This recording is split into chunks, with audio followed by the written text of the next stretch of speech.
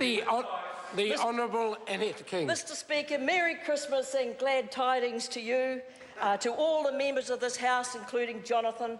I always get that peace sign wrong.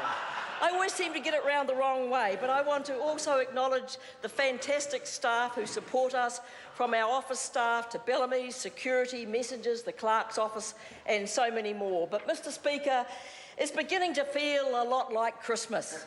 The Christmas trees have been decorated, the tinsel and the fairy lights are up, the presents are being wrapped, the barbecue's cleaned and the camping gear's packed and ready.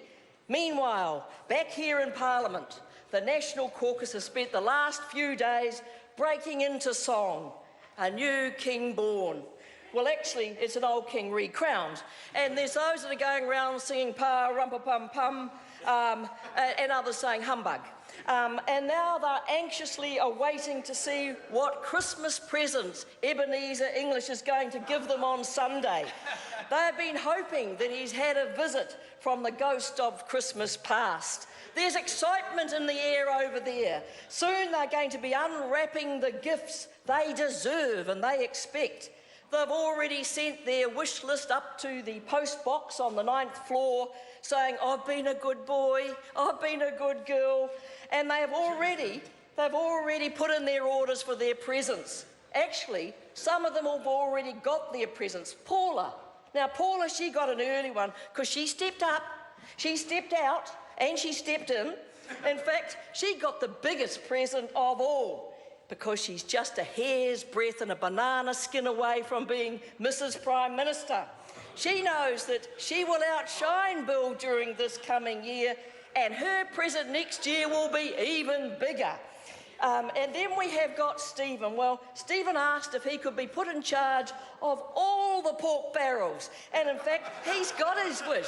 He is now in charge of all the pork barrels. And Jerry, he said he didn't really want much for Christmas. He just wanted the 2 front bench seats. But it looks like he's going to have to be satisfied sitting next to Mr. Charisma for a bit longer. And then my new best friend, Jonathan, he asked for anything but health. He said no more horror stories about people going blind waiting for treatment, no more stories about people waiting in pain for hip and knee operations, no more people denied cancer drugs, no more Trixie Cottingham, 96-year-old, denied home care cuts. He said, make me Foreign Minister. I can make Murray's Saudi sheep scandal disappear by creating one of my own. And then Judith. Well, Judith, she didn't ask for much because she knew not much would be on offer.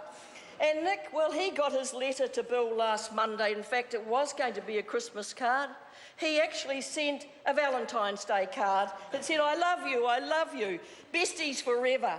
And then I've got the backbench seat warmers. They've got high expectations. They've been uber good this year.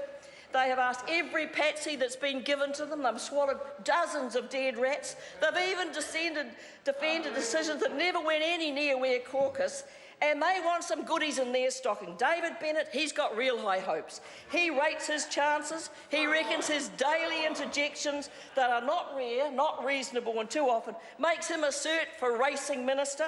Brett Hudson, he's asked to be the Minister of Broadcasting because he got his first interview on Radio New Zealand this week.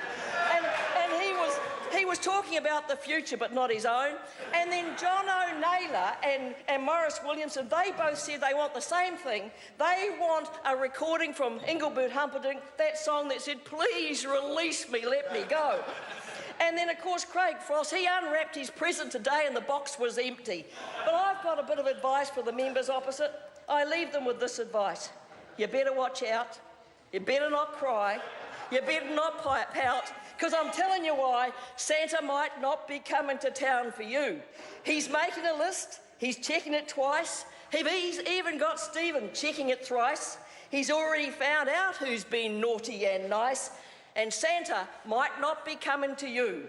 So, Mr. Speaker, I want to conclude by saying to the House, have a wonderful Christmas, to say to my staff, who have worked so hard for me this year, Angela, Sophie, Robin, Lloyd, Paul, Alex, Chris and Julie, thank you so much. And a special thanks goes out to my wonderful husband who supports me so well. You can find love even in my old age, Mr. Speaker. And I want to also thank my colleagues for the hard work that they have done. I hope we all have a wonderful break and come back full of fight and vigour for 2017.